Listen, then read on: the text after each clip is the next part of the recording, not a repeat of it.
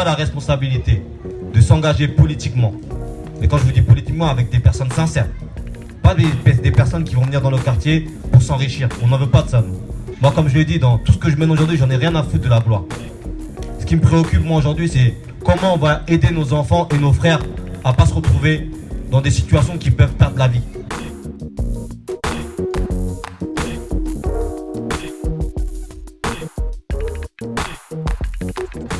Il est important que les jeunes, que nous-mêmes, nous intéressons à l'histoire de nos quartiers. Il est important que nous nous intéressons au parcours de nos parents.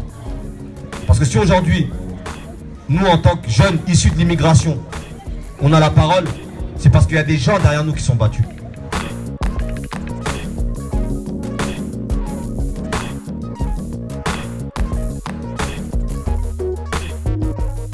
C'est des laboratoires, c'est pour ça que les Macron et compagnie, ils viennent parce qu'ils viennent faire des expériences ici. Lorsqu'ils vont réprimer des gilets jaunes, ils vous disent eux-mêmes qu'ils ont appris des révoltes des banlieues de 2005. Mais la réalité, c'est que dans ces quartiers, moi je le dis et je le répète, c'est là où il y a en grande majorité la classe ouvrière. Parce que c'est ici qu'il y a les travailleuses et les travailleurs de chez Honnête, de chez H-Régnier, de chez Chalancin, ceux qui nettoient les gares, qui nettoient les bureaux. C'est ici où il y a les caissières de chez Franprix, de chez Carrefour, de chez Auchan, ceux qui déplacent les palettes dans les fonds de gare, c'est ceux qui sont les chauffeurs routiers, les chauffeurs Uber, les chauffeurs de Deliveroo, etc. C'est nous qui avons été en première ligne durant toute la crise du Covid.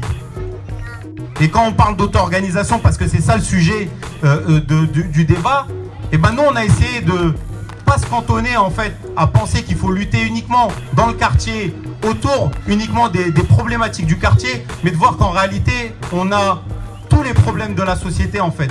On a tout le poids en fait du système capitaliste qui nous broie ici. C'est ça la réalité. Mon frère Ibo, il n'y avait pas une caméra. Il n'y en avait pas deux, il y en avait 3. Ça va faire 2 ans qu'ils ont la preuve de la culpabilité ou de l'innocence. Les vidéos elles sont toujours là et qu'on ne veut toujours pas les exploiter. Et que je pense que si les vidéos elles montraient l'innocence des policiers, on aurait déjà vu ces vidéos-là. Donc l'organisation, c'est ça. C'est malheureusement, c'est devoir faire le travail de ce que le gouvernement devrait faire en fait. C'est se rencontrer aujourd'hui grâce à Django. Normalement, c'est le gouvernement qui fait faire ça, mais c'est Django aujourd'hui qui fait ça.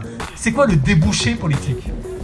Quand on monte un groupe, quand on monte une organisation, on a un débouché, on a un truc en tête. Je ne sais pas si vous vous rappelez du jeune Théo qui avait été brutalisé et violemment par les policiers.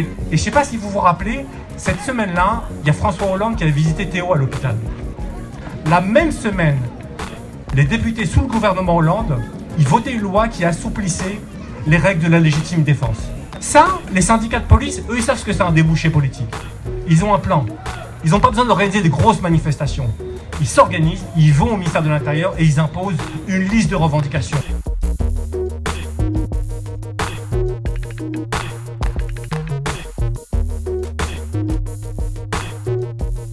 Je vous l'assure les camarades que si j'arrive demain à être le candidat en fait à la présidentielle, on s'en fout des votes, on s'en fout des pourcentages, on s'en fout de l'élection, mais on va tout faire en fait pour parler des quartiers populaires. Les candidatures à la présidentielle, ça change rien du tout et ça changera jamais rien du tout. Mais c'est ce message qu'a transmis Mamad, c'est de reprendre le pouvoir politique en fait, de commencer à réfléchir, à discuter, à s'organiser, à s'auto-organiser pour pouvoir lutter et reprendre ses affaires en main et arrêter de laisser une bande de parasites en fait venir profiter de nos quartiers, venir profiter sur la misère sociale pour pouvoir après derrière des postes payer avec nos impôts.